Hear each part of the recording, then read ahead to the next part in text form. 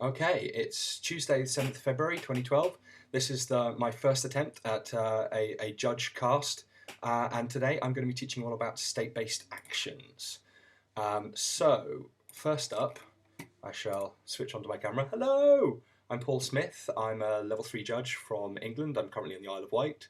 Um, you can have all sorts of arguments as to whether that's part of England or Great Britain or the British Isles or what. It's fantastic. We don't get our own World Magic Cup qualifiers. That's all I really know. Anyway, that's where I'm currently based, and that's where this stream is coming to you from. So, state-based actions. Hopefully, you all have an idea of what state-based actions are. I'm trying not to I'm reading the chat, by the way. The chat, Kim's just said in the chat, England, yes. GB, no. UK, yes, for Isle of Wight. I'm going to try not to laugh at the chat so much, but hey, it's brilliant. You guys follow along. I've mentioned before to you guys who are on the live stream that if you want to ask some questions, get them up kind of nicely in advance, because there's some lag in between me talking, you typing, me reading, and then speaking. So if you have a question about something I'm going through, I will stop for questions every now and again. But once I've, because of that lag, you need to get your question up early. Was that dog and wife along the back there. Like that. You liked that, didn't you? Okay. Right, state-based actions. So I'm going to start by showing you the, hopefully, I told you I was going to screw up all of these things. My favourite source of rules at the moment is rules.wizards.com. I can actually show you that window if I...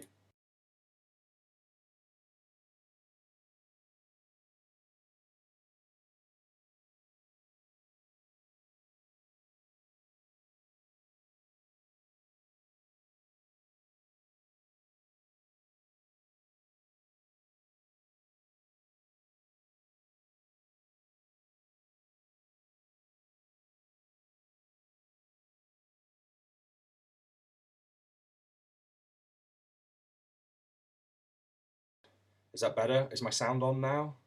Thank you, chat guys. I'll start that bit again. It turns out I'm not particularly great at using the Ustream producer software, and I have to manually turn the sound on every time I change window.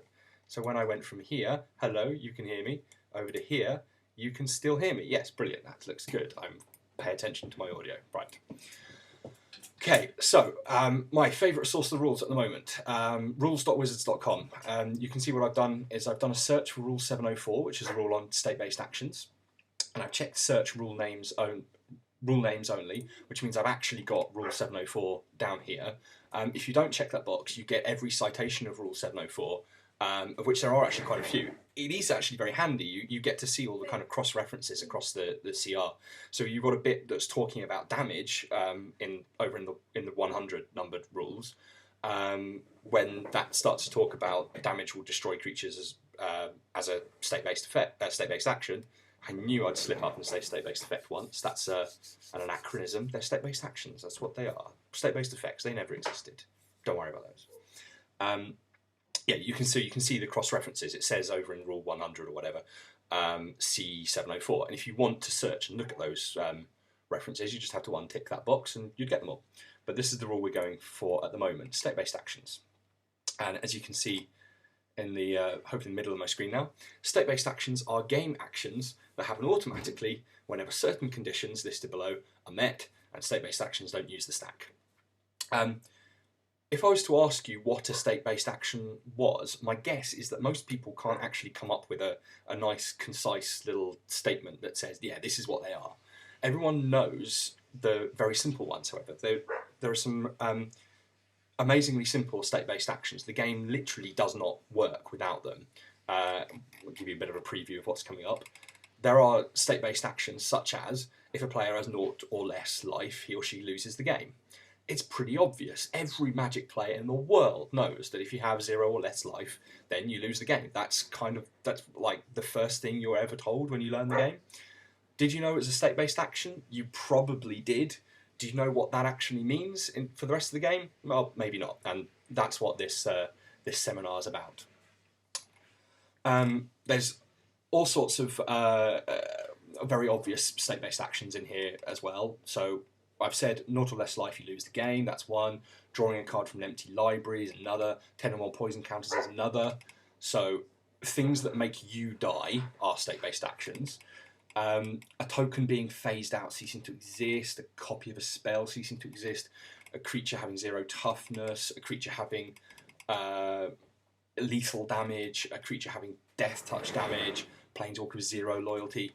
All of this stuff, it's kind of clean-up stuff. It's stuff that it's not printed on cards anywhere. You know, it's stuff that the game has to do to keep up with you. It's all kind of clean-up things that have to happen at some point during the game. And yeah, what I'm bringing to you here is a description of exactly the axioms of magic. I like that. The axioms of magic. Huh. There's like a whole article in there somewhere. I'm going to hopefully stop scrolling too much through this window.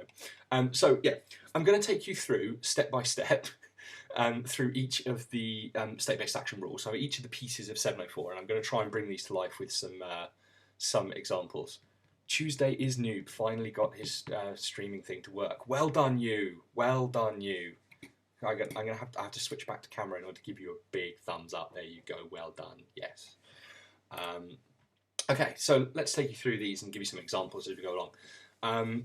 Abilities that watch for a specified game state, they're triggered abilities. They're not state-based actions. I'll give you an example. Emperor Crocodile. Hopefully my audio is still working. Someone in the chat tell me that's still working. Emperor Crocodile watches the game all the time to say, oh, if you ever control no other creatures, then sacrifice Emperor Crocodile. Now you might trick yourself into believing that because this is a kind of a trigger, but it's triggered off the state of the game. It's not like when a particular thing happens, but when you reach a certain state, you might trick yourself into thinking that this is a state-based action. In fact, it's not. It's a state trigger, which is like a completely separate thing. And I'll go into in a minute exactly why they're different. But yes, state-based actions kind of clean up kind of game rules that the game just wouldn't move on and do anything without them. Let's go to some specific examples. Whilst Emperor Crocodile was there, we'll bring that one up as a contrast between state triggers and state-based actions. So, Emperor Crocodile says when you control no other creatures, you have to sacrifice him. The point of a state, the difference between a state trigger and a state-based action is that state triggers check all the time. They've constantly got their eyes open. They should be like eyes peeled crocodile or something. It's always checking to see whether its trigger condition's been met. State-based actions are different. They're only checked at specific times. I'll show you the rule first, and then I'll bring it to life with an example. So, the timing rule is 704.3 here. Whenever a player would get priority, and I'm going to kind of skip over priority at the moment and assume that you know what it is. It might be a subject of another stream another time. The game checks for any of the listed conditions for state-based actions, blah, blah, blah, blah, blah, blah, blah. 704.3 is an absolutely massive rule. I'm trying to chunk it up into little bits for you. But whenever a player would get priority, the game checks for state-based actions. That's the first chunk that you've got to try and get in. So here's an example. I've got Emperor Crocodile and I control some other creatures. Emperor Crocodile isn't going to be triggering anytime soon because I've got another creature. Let's say I have exactly one other creature. Now my opponent plays possibly one of my favourite cards ever, Momentary Blink, which will actually I said my opponent plays it, doesn't it? And of course, immediately read that it's target creature you control. Okay, let's say I do something really stupid then, and I Momentary Blink my other creature out. So I've got Emperor Crocodile and something else. Momentary Blink will remove my creature from play and put it back into play. Now, that's all happened in the resolution of one spell. So the creature would leave, creature would come back.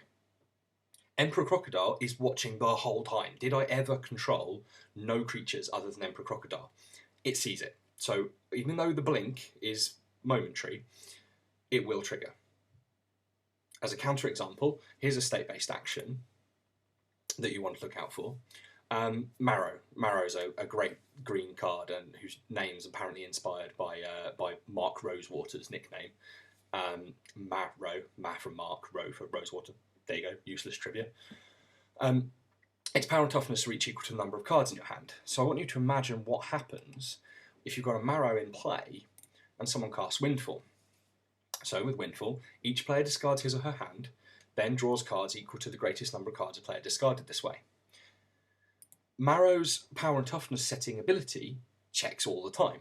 So let's say you had 3 cards in hand. Let's say both players had 3 cards in hand. You're going to go from having 3 cards in hand, discarding them, and drawing them. Marrow's power and toughness is going to go from 3-3 down to 0-0, back up to 3-3. Why does this matter? Because we know something important with creatures that have 0 toughness. There's a state-based action that kills them, one of the cleanup jobs. But state-based actions don't check in the middle of resolving a spell.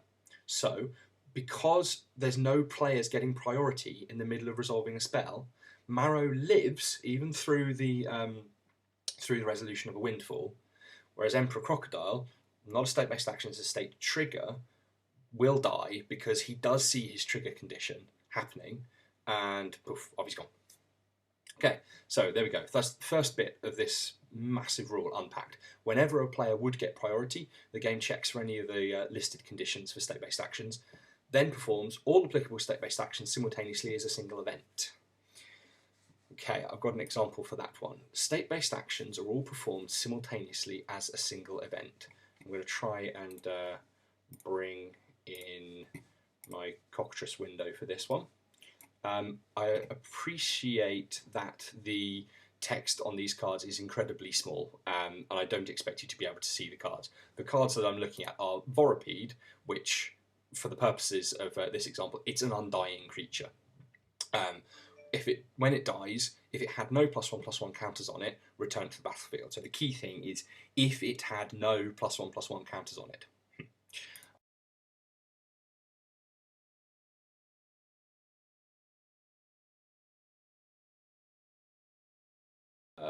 Hopefully you can see the green dot being a +1/+1 counter. And I'm going to cast Black Sun Zenith. Let's assume I have a bajillion swamps down here. And I'm going to put a lot of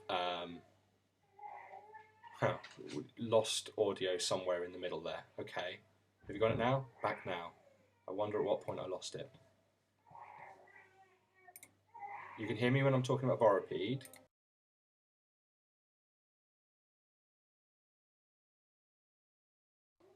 Awkward. Whoops. Okay. Black Sun Zenith. Back on. Brilliant. Fine. Let's go back over to Cockatrice anyway.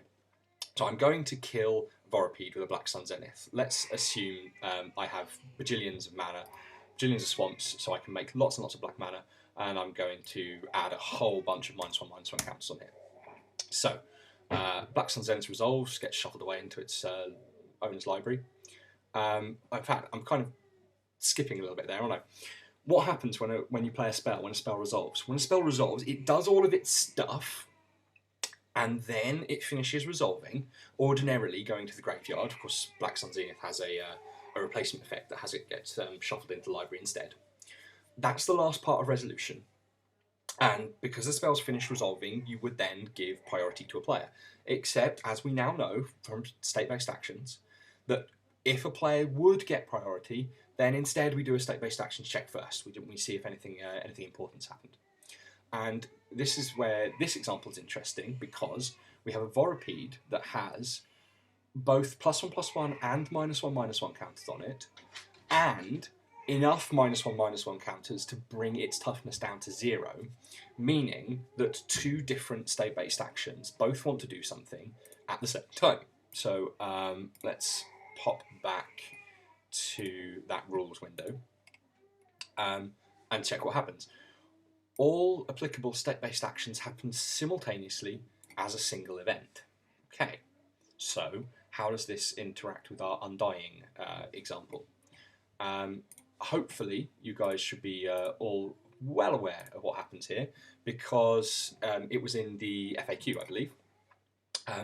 We go from having a Vorapede in play with counters on to having a Vorapede not in play with no counters on. Because they happen simultaneously, There's no in-between state. So people kind of will ask the question, well, did the counters come off first or did it go to the graveyard first? And the answer is neither happened first. They happened at the same time. But crucially, Undying, when this creature dies, because it's a dying effect, because it leaves the battlefield effect, the game state it cares about is the game state that existed as the Vorapede was in play. And when it was in play, it did have lots of counters on it, but most importantly, it did have a +1/+1 counter on it, so Undying will not trigger, and your Vorapede will die to the Black Sun Zenith. So, yay, mono black control, it's a thing still, I guess is what I'm trying to say there.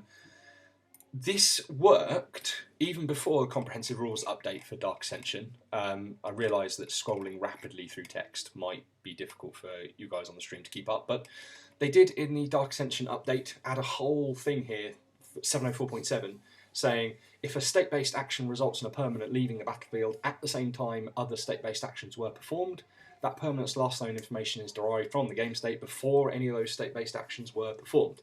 Well, this kind of works with Undying anyway, because it leaves the battlefield abilities. They always check the game state before the event happened. So I see this more of a clarifying rule than of anything that particularly needed explaining. But there it is.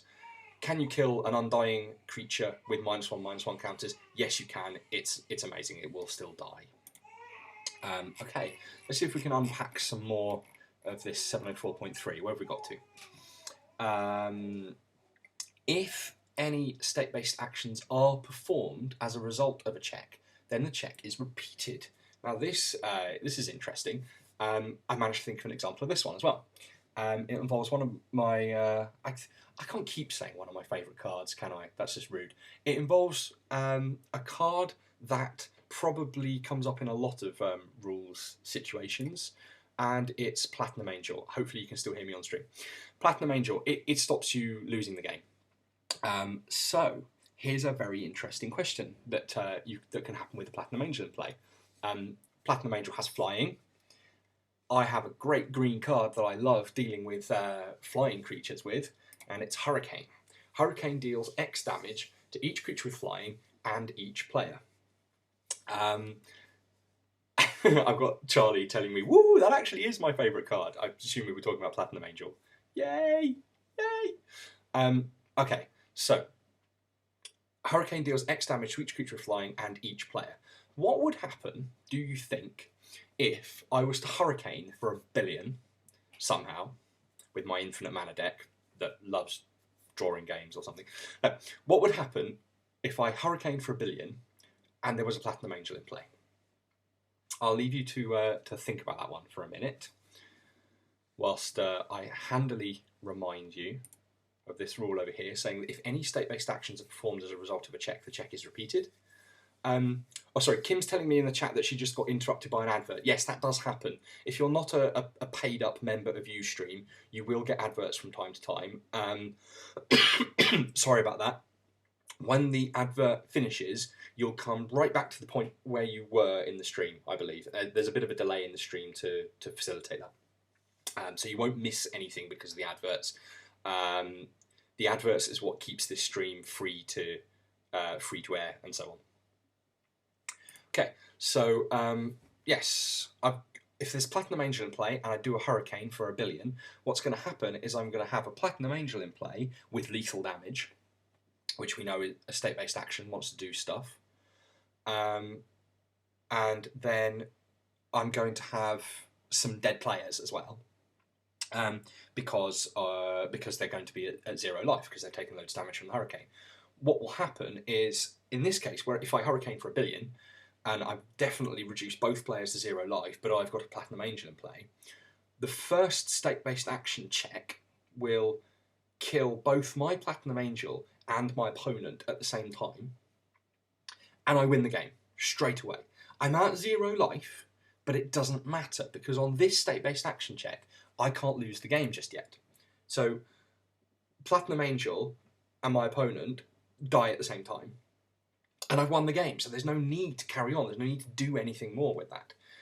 What, however, if I was to Hurricane for some other amount that won't kill both players? if the state-based action check, so let's come up with a concrete example for this. I'm on 4 life and my opponent's on 10, and I hurricane for 4. So what's going to happen is my opponent will drop from 10 to 6 life, so nothing's happening to him. My Platinum Angel will get 4 damage marked on it, and I will drop to 0 life. Then there'll be a state-based action check, and the state-based action check will find my Platinum Angel with 4 damage marked on it, and I go, I'm going to kill you. And it'll find me with my 0 life and go, I'm going to kill you too, except I can't because there's a Platinum Angel in play. So the first state-based action check will kill Platinum Angel. At that point, do you think the next player would get priority? No, because if any state-based actions are performed as a result of a check, then the check is repeated. You keep checking until nothing happens. And in the second state-based action check, the state-based actions find me with my 0 life. There's nothing keeping me alive anymore, so I lose the game. And everything seems normal. So I can't hurricane without repercussions just because I have Platinum Angel in play. State-based actions will catch up to me eventually. And by eventually, I mean pretty much immediately. Carrying on with that part of the rules. Otherwise, so if there were any state-based actions performed, we do another check. But otherwise, all triggered abilities that are waiting to be put on the stack are put on the stack, and then the check is repeated. I actually couldn't come up with an example for this one. There's a further state-based action check after triggers are put onto the stack. If anyone can come up with an example for that one, let me know in the chat. I don't know of one. Once no more state-based actions have been performed as a result of a check, and no triggered abilities are waiting to be put on the stack, finally the appropriate player gets priority. So there's a whole lot of stuff. I want to give you priority, but I better do a state-based action check. And something happens, I better do another state-based action check. Oh, nothing happened that time, but we've got some trigger conditions that have been met, so we put the triggers on the stack now. So let's bring back up the. Oh, that's annoying. Huh. I was going to try and bring up Emperor Crocodile, but whilst I've renamed everything so I can handily jump to it, my picture-in-picture thing has just got a stream of numbers. Ugh. Oh well, back to Emperor Crocodile, there we go.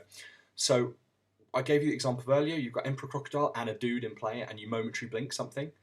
The trigger condition's met in the middle of Momentary Blink, but the trigger doesn't go on the stack yet. We do our state-based action check after the Momentary Blink's resolved, and presumably nothing happens there, and then we put the Emperor Crocodile trigger on the stack. It feels a little bit weird because when the trigger's going on the stack, we do control creatures, but that's just a weird thing with how triggered abilities work. They trigger and they put on the stack as entirely independent events. And that's probably something for another stream. So let's move back to the 704.3, this massive rule to be unpacked. This process also occurs during the cleanup step, with one exception, and that's if no state-based actions are performed as the result of the step's first check and no triggered abilities are waiting to be put on the stack, then no player gets priority. So in the cleanup step, normally you don't get priority, but you can get priority if something actually happens as a result of a state-based action. There you go. I think I'm thinking of an example that it's not a discarding in the cleanup step isn't a state-based action. Oh, it is a trigger. That's what it is. Yeah.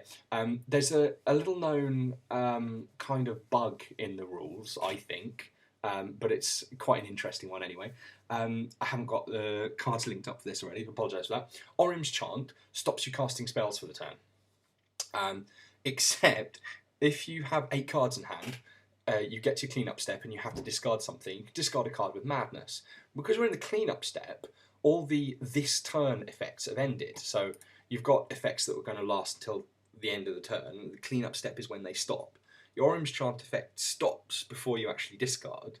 You discard your card with Madness. That causes a trigger to happen, so players will get priority. And then you can do stuff. It's amazing. Like, I've been chanted. I shouldn't be allowed to cast spells for the turn, but due to the magic of Madness with an 8-card hand, I can actually sneak something in there. Almost never going to be relevant, but hey, that's what rules gurus are for, right? We know all the normally irrelevant stuff. Let's have a look at the other ones. that the other examples I was going to give you. We've done Vorapede versus Black Sun Zenith. We've done Hurricane versus Platinum Angel. That was pretty cool. Oh yeah, I kind of scrolled past these ones. We've done 704.1a, saying abilities that watch for a specified game state are triggered abilities, not state-based actions. I skipped over this one. State-based actions are checked throughout the game and they're not controlled by any player. Do you know of a card that cares about this? I do. Sacred Ground cares about this.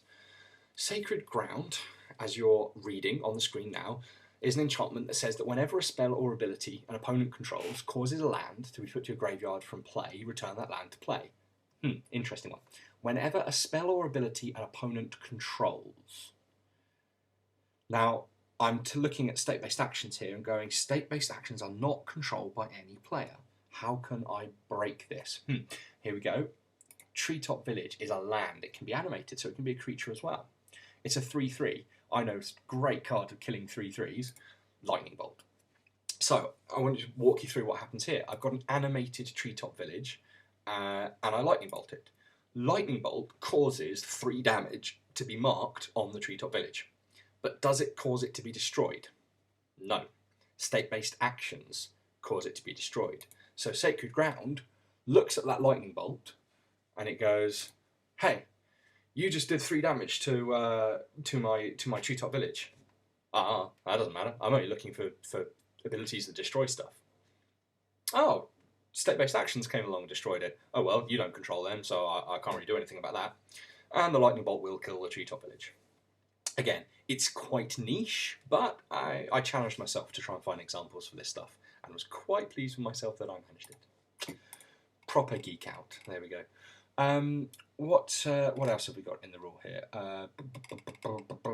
Unlike triggered abilities, state-based actions pay no attention to what happens during the resolution of a spell or ability.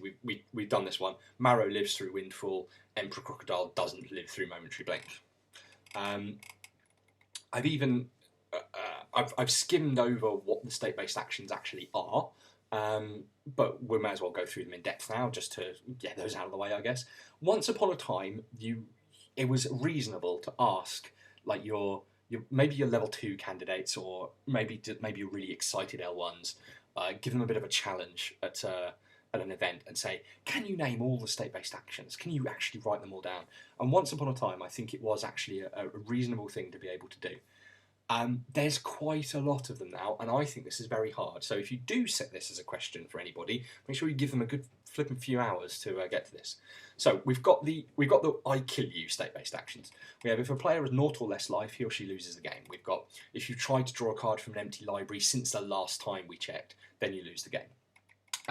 If you've got 10 or more poison counters, you lose the game, except in Two-Headed Giant. It's 15 poison counters for Two-Headed Giant. That's just slightly lower down the page. If a token is phased out, it ceases to exist. If a copy of a spell is in a zone other than the stack, it ceases to exist. If a copy of a card is in any zone other than the stack or battlefield, it ceases to exist. We don't like tokens or copies or other very temporary things existing in zones that they weren't supposed to be in. Then we've got killing creatures.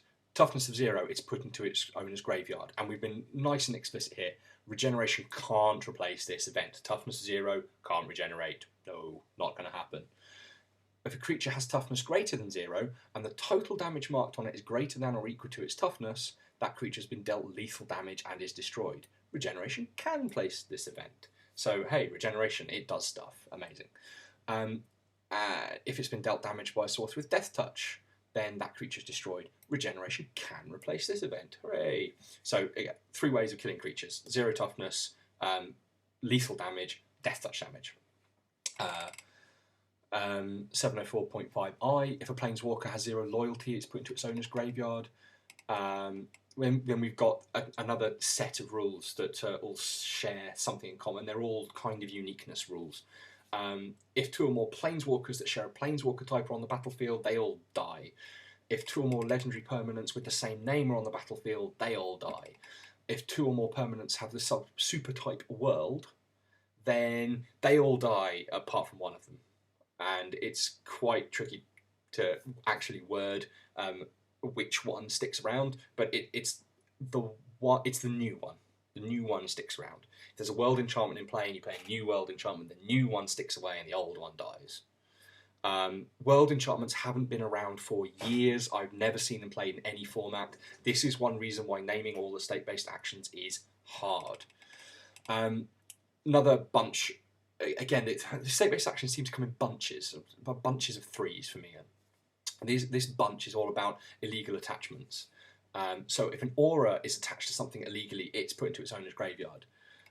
If an equipment or fortification is attached, it becomes unattached to an illegal permanent, but it does remain on the battlefield. That's the main difference between auras and equipment, after all.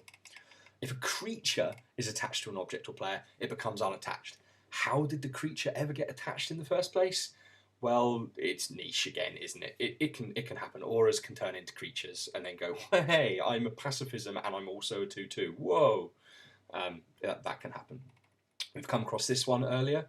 If a permanent has both a +1/+1 counter and a -1/-1 counter on it, then some of them are removed until you've only got one of the types on. We came across that with Vorapede and Black Sun Zenith before.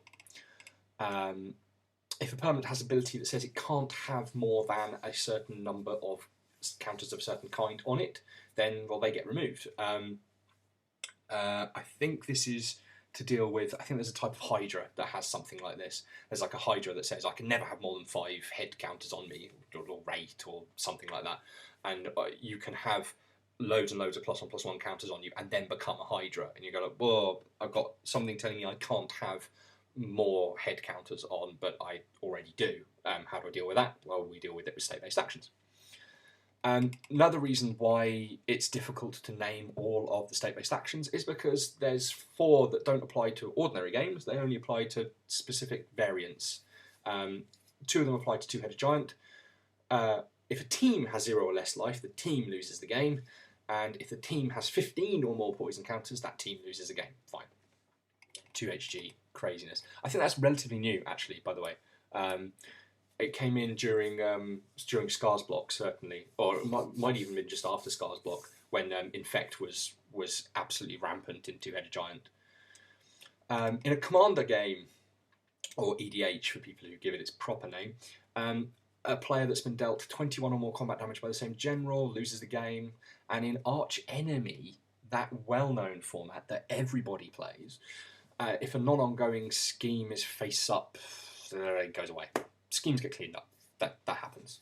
There you go. That's all of them. Last rule that I haven't actually covered here then, because we did 704.7 earlier, is that reminder rule about undying with -1/-1 counters. If multiple step-based actions would have the same result at the same time, then a single replacement effect comes along and replaces all of them. So, we said before that if a bunch of state-based actions want to do something at the same time, then it all happens at the same time. That's fine. We're specifically talking here about multiple things happening at once that will have the same effect. Now, the example already goes on. I've spoiled my upcoming surprise by already talking about Leech's Mirror. There it is. Leech's Mirror, in all its glory, says if you would lose the game, instead you do some stuff. And I had a bit of a Facebook thread earlier to try to come up with how many ways could you lose the game at the same time. There's a really good card for losing the game lots of ways at the same time. I'd completely forgotten it existed. Here we have it, Caress of Phyrexia. You draw 3 cards, you lose 3 life, and you get 3 poison counters. You can lose the game 3 ways at the same time just by resolving this one spell. But although 3 different state-based actions would be killing you, because the end result is the same, your death, it gets replaced by a single event of you lose the game. Which means that if Blood Tyrant was on the battlefield and you lost the game 3 ways at the same time, then you would only trigger the Blood Tyrant once, because you only lost the game once. You'd only get 5 +1/+1 counters. The reason I've skipped away from Leech's Mirror is because, annoyingly, Leech's Mirror it's got to be the worst Leech's Mirror anyway, because instead of losing the game, you shuffle your hand, your graveyard, and all permanents you own into your library. Okay, that deals with being decked. you draw 7 cards, your life total becomes 20. Okay, that dealt with the having 0 life. And then you've still got 10 poison counters on you, so you still die anyway. What a rubbish example. Let's say you were to die to only 2 of those things at once, then Leech's Mirror would come along and save you. We did eventually figure out that you could lose the game 4 ways at the same time by basically being attacked by some guys that would deal ordinary damage and some guys that would deal infect damage, and someone's commander who would take you to 21 commander damage. And if you also blocked with Swans of Bryn Argol, so that you draw cards in that combat damage step, then you could deck at the same time as you died to damage and to poison and to commander damage. So 4 ways to lose the game all at once, but you still only ever actually lose the game once, which kind of makes Blood Tyrant a sad, sad person. But on the other hand, Blood Tyrant is just awesome, so he doesn't need an extra buff from the state-based action rules to be an awesome, awesome thing. I'm looking at all the cards I've got loaded up. I've got 2 more examples to show you, I think. Let me just look back at my script. Corrosive Phyrexia versus Blood Tyrant Leech's Mirror, we've just done that. Emperor Crocodile versus Momentary Blink, we've done that ages ago. Yes, here's an amazing one. I love this card. I won't try to show you the whole scenario, but it involves Laboratory Maniac, because in discussing winning or losing the game today, I realised something that I didn't know the text of this card. I thought it said that if you get decked, then instead of losing the game, you win the game. It doesn't say that. It says if you would draw a card whilst your library's empty, you win the game instead. You win the game instead of drawing a card, not instead of losing the game. And this is hugely, hugely important. We concocted a scenario earlier that actually makes this important. I'm really impressed that I think it was Thomas Sakaitis that came up with this one, so thanks very much, Tim. You are at 0 life, 10 poison, and all of that shenanigans. And you have... Oh no, I'm ruining my own example. Your opponent has... Yes, that's right. You're at 0 life, you're at 10 poison, you've got no cards left in your library, and your opponent has a Platinum Angel out in play, and they're also at 0 life and stuff like that. And you repulse their Platinum Angel. Can you guess what happens? My chat window's gone away. Oh, sad. I can't see you chatting to me. Hopefully I'm still broadcasting, still recording. Everything seems to be fine. I'm going to assume you can still see me and talk to me. And I'm just going to carry on talking. I'm going to repulse the Platinum Angel and draw a card. If I've got Laboratory Maniac out with my empty library, then drawing a card is replaced by winning the game, and I win the game even before a state-based action check. How amazing is that? I do my state-based action check, I would die because I have stuff. So yeah, let's have it this way. 0 life, 10 poison counters, Platinum Angel in play, empty library, Laboratory Maniac in play.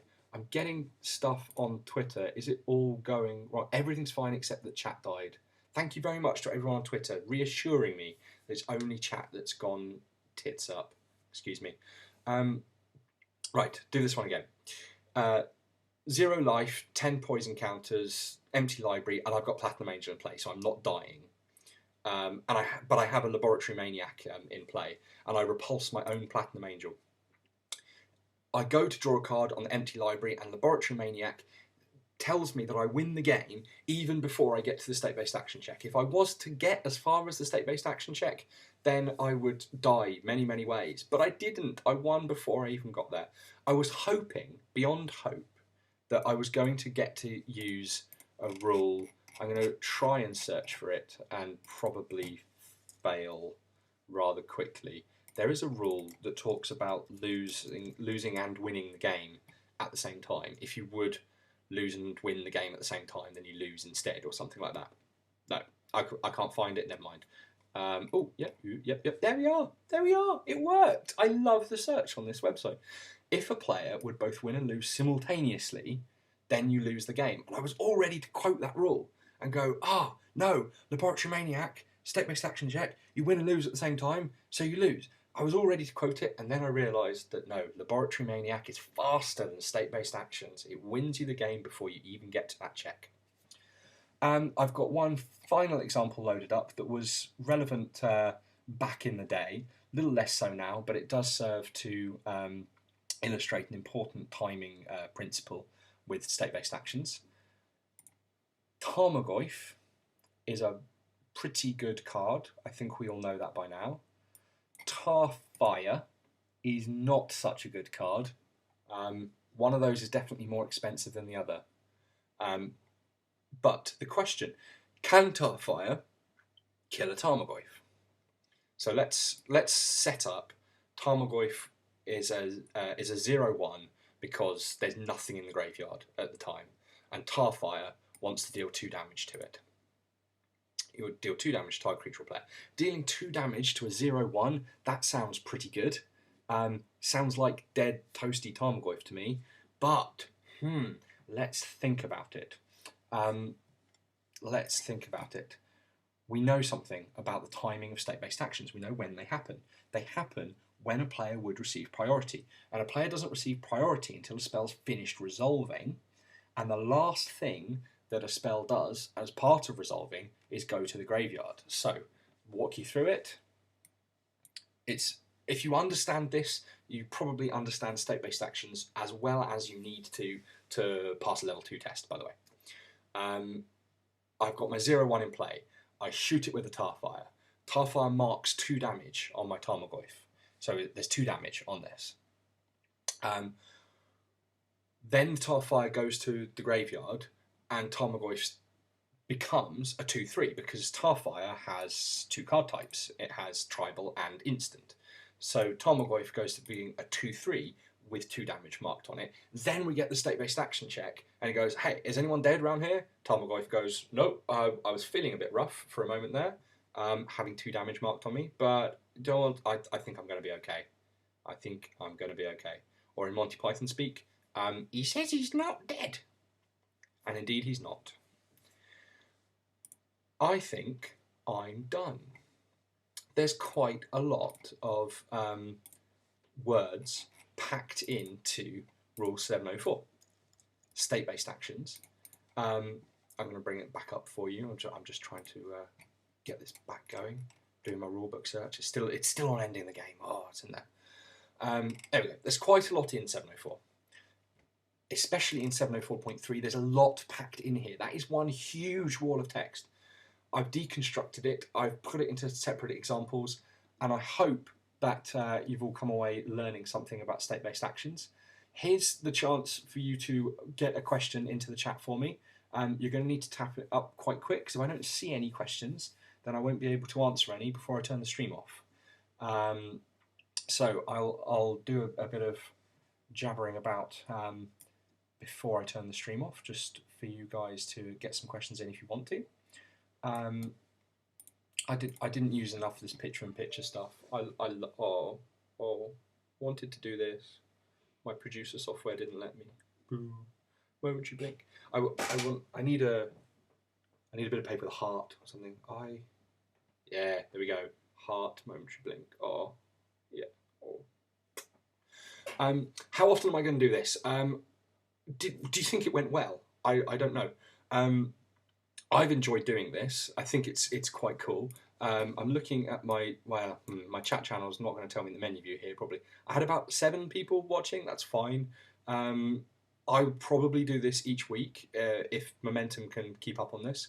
I'm going to look to cover all sorts of different parts of the rules, but I'm also going to go over policy. So I'm going to do the Magic tournament rules at some point. I want to go over bits of the NTR. Brian Schenk on the DCI Judge L list has been giving us all sorts of things. Excuse me. Has been putting up all sorts of things by analysing what is causing people to fail the L1 test or fail the L2 test. And I'll use some of his data to go, hey, I know I'll do a seminar on these things that are causing people to fail judge tests. If you're on magicjudge.co.uk, you can suggest topics for me to go over. Kim Warren's working on a philosophy-related article for why we deal with deck and deck list problems the way that we do. I want to do a stream episode on that. I think I can do this every week. I've gone on a lot longer than I intended to. I've done 45 minutes of recording here. I was going for 30, but I guess that's not so bad. A little bit more practice, I can get those numbers down. I'm not seeing any other questions in the chat, so I'm going to sign off now. Thank you very much for watching.